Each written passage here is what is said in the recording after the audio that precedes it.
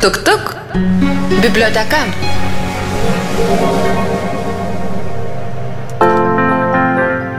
Sveiki visi RS2 klausytojai. RS2 eteryje prasideda Šiaulių apskrities Povilo Višinskio viešosios bibliotekos laida Tuk tuk biblioteka. O su jumis, kaip jau ir įprasta, sveikinuosi aš, Solveiga. Pirmiausia, noriu mažuosius klausytojus pasveikinti su Tarptautine vaikų gynimo diena ir galiausiai šiandien Birželio 1 diena. Pirmoji vasaros diena. Pasidžiaukime pagaliau atėjusią vasarą ir pasitikime ją su knyga.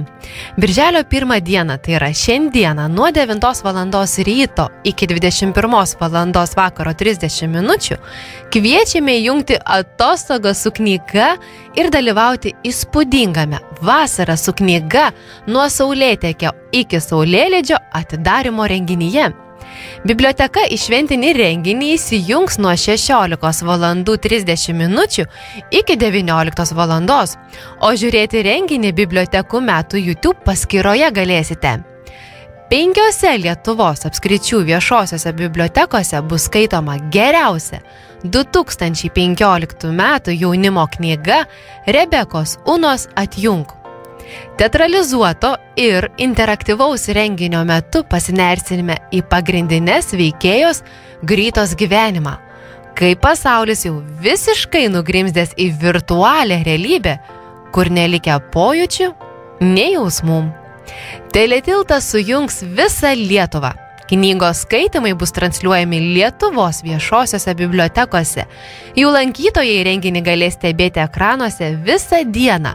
Tiesioginę transliaciją bus galima žiūrėti Bibliotekų metų YouTube paskyroje. Knygos Atjunk skaitimų įrašas bus išsaugotas ir prieinamas visą renginių ciklo Vasara su knyga laikotarpį ir panaudotas kuriant garsinę knygą, kuriai teiksime Lietuvos aklųjų bibliotekų skaitytojams. Dar kartelį primenu, kad mūsų biblioteka į šį šventinį renginį įsijungs nuo 16 valandų 30 minučių iki 19 valandos. Į skaitymą bibliotekoje įsitraukia moksleivių namų vaikų ir jaunimo teatro studija kompanija Šauni. Jūsų laukia net mimų pasirodymas. Žiūrėkite renginį Bibliotekų metų YouTube paskyroje arba užsukite į mūsų svetainę www.savb.lt ir tenai rasite nuorodą. Na, nebeliko daug laiko, tad įsijunkime ir kartu skaitykime šią knygą Atjunk. Tuk tuk. Biblioteka.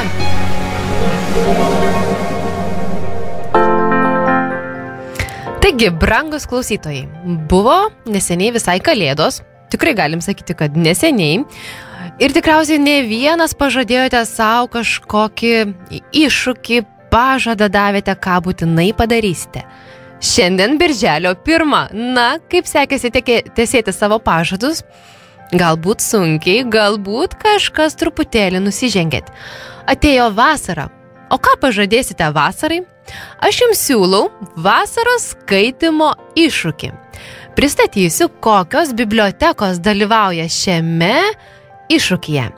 Tai Akmenės rajono savivaldybės viešoji biblioteka, Joniškio rajono savivaldybės Jono Avyžiaus viešoji biblioteka, Mažeikių rajono savivaldybės viešoji biblioteka, Šiaulių rajono savivaldybės viešoji biblioteka, Šiaulių miesto savivaldybės viešoji biblioteka, Pakruojo rajono savivaldybės Juozo Paukštelio viešoji biblioteka, Plungės rajono savivaldybės viešoji biblioteka, Telšių rajono savivaldybės viešoji biblioteka, Radviliškio rajono savivaldybės viešoji biblioteka ir Šiaulių apskrities Povilo Višinskio viešoji biblioteka.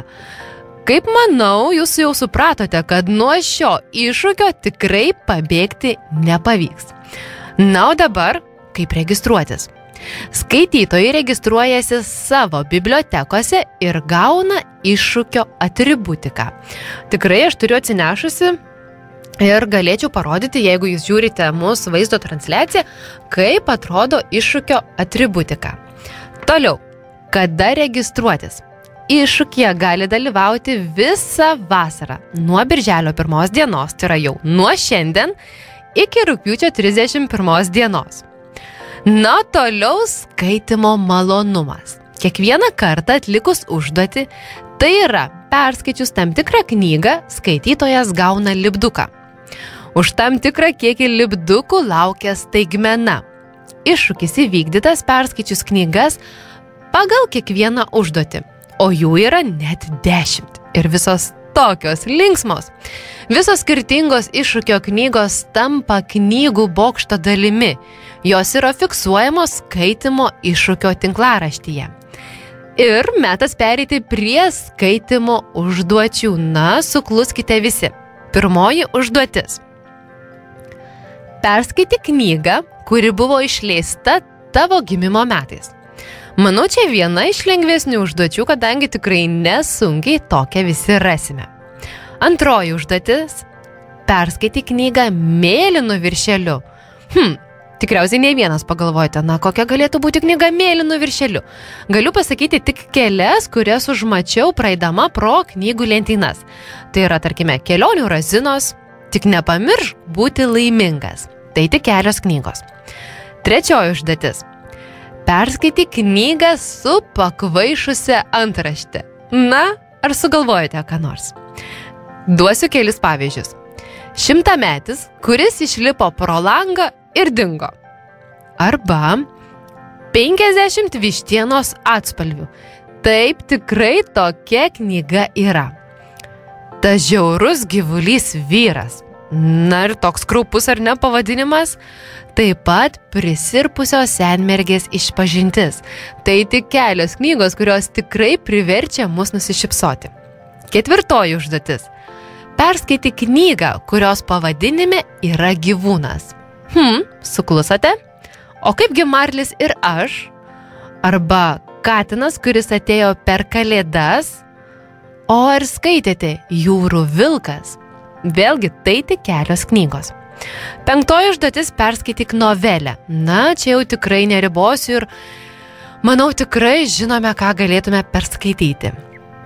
Toliau, šeštoji užduotis. Perskaityk knygą apie istorinį įvykį. Na, kokį istorinį įvykį prisimenate? Tarkime, Babilonas arba garsioji ir žavioji Žana d'Arc. Juk tikrai istorinis įvykis. Septinta užduotis. Perskaityk negrožinę knygą. Tikriausiai suklusote, na kas tai galėtų būti, kokia tai negrožinė knyga. O kaipgi receptų knygos, pavyzdžiui, Betos receptai, ar vaistiniai augalai, arba išmokime nerti, išmokime piešti, dekupažas, na juk tiek daug tokių įdomių knygų. Aštunta užduotis. Perskaityk kelionių knygą apie šalį, į kurią tikriausiai nenuvyksi. Na, čia jau tikrai reikės pagalvoti, nes, kaip sako, niekada nesakyk niekada. Devintoji užduotis. Perskaityk nuotykių knygą. Tai viena iš lengvesnių užduočių, kadangi vasara, kelionės, žygiai, detektyvai. Tikrai rasite, ką paskaityti. Ir 10 užduotis. Perskaityk šeimos nario, draugo rekomenduotą knygą. Kreipkitės tiek į bibliotekininką, tiek į kolegą, tiek į draugą, tiek į mamą, tėtį ar kaimyną. Tikrai bus, kas rekomenduoja knygą. Toliau. Kūrybinė užduotis. Vaikai ir jaunimas piešia ar kitaip iliustruoja labiausiai patikusios knygos herojų ir nuotraukas siunčia elektroniniu paštu dizainas@savb.lt. Už nuotraukas bus galima balsuoti Šiaulių apskrities Povilo Višinskio viešosios bibliotekos Facebook paskyroje nuotraukų albume Skaitymo iššūkis. Na ir dabar tikriausiai pati linksmoji dalis. Prizai. Pirmieji dalyviai, kurie įveiks visą skaitymo iššūkį, bus apdovanoti skaitymo pagalvėle plus kuprinėle. Prizų kiekis ribotas, tad skaityk kuo greičiau. 3 bibliotekos turinčios aukščiausią knygų bokštą laimi knygų ryšulį plus stalo žaidimą. Išradingiausio piešinio autorius apdovanojamas kūrybos rinkinėliu. Sekite mus Facebook paskyroje ir sužinosite visą informaciją.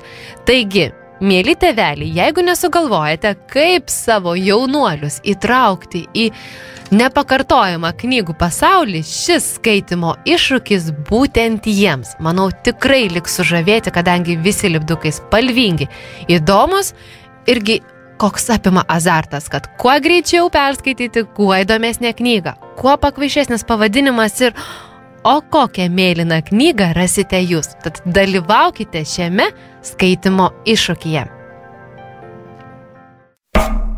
Tuk tuk. Biblioteka.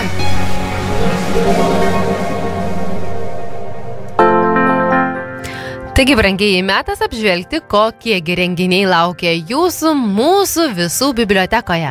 Bibliotekos galerijoje 3 aukšte pristatomi miesto moksleivių kūrybiniai darbai įvairiomis temomis ir technikomis. Ekspozicijoje tapybos, grafikos, fotografijos kūriniai iš Šiaulių universiteto, Romuvos, Saulėtekio, Simono Daukanto, Juliaus Janonio, Sauliaus Andeskio menų gimnazijų. Parodos atidarimas birželio 1 dieną, tad kviečiame visus dalyvauti. Abonemento skyriuje nauja spaudinių paroda Kerintis augalų pasaulis. Jei dar nepradėjote, pats laikas rūpintis sodu, daržu esančių prie namų. Aplinkos grožis priklauso nuo mūsų pačių. Paroda veiks iki birželio 6 dienos, tad kviečiame ateiti ir išsirinkti patinkamą knygą. Bibliotekos didžiojoje skaitykloje veikia spaudinių paroda Gyvenimas prie jūros ir jūroje. Tai trumpa kelionė jūsų akimis. Kaip ir kas jūroje gyvena? Ką jūra duoda žmogaus kūnui ir sielai? Ar išsaugosim savo jūrą? Paroda bus eksponuojama iki Liepos 29 dienos, tad maloniai kviečiame aplankyti. Taip pat noriu jums visiems priminti, kad birželio 5 dieną, sekmadienį, bus tėvo diena ir biblioteka nedirbs. Leidinius bet kuriuo paros metu galite grąžinti į savitarnos įrenginį esantį Aušros alėjoje 62 prie centrinio įėjimo į biblioteką. Šį kartą tiek laidoje Tuk tuk biblioteka. Nuoširdžiai linkiu jums visiems, mėly klausytojai, geros vasaros, karštos vasaros, gerų įspūdžių, gražių kelionių ir susiklausysime jau rudenį, kuomet galėsime pasidžiaugti, kaip smagiai, linksmai ir praleidome vasarą. Beje, kokiagi vasara be geros ir linksmos knygos. Lauksiu jūsų apsilankant mūsų visų bibliotekoje.